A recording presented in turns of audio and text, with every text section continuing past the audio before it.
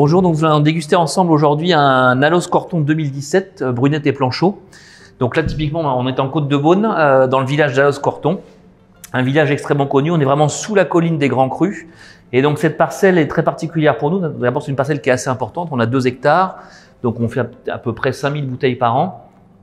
Et Brunette et Planchot, c'est un climat qui est extrêmement intéressant, puisqu'en fait, Brunette, ça traduit des terrains humides, puisqu'on est sur des sols argileux, donc des terrains humides et boueux, comme on disait à l'époque.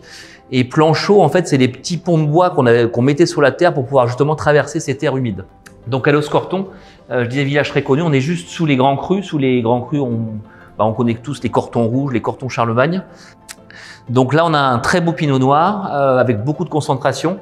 Typiquement, sur Allos Corton, on a toujours ce nez assez épicé. On a des vins qui sont un peu rustiques, qui ont beaucoup de goût, beaucoup de saveur, pas mal d'épices. Et ensuite, en bouche, donc on retrouve pareil ce vin avec beaucoup de relief, beaucoup de longueur en bouche. Donc là, on est sur un 2017. Et c'est typiquement des vins qu'on pourra boire avec 5 ou 6 ans d'âge.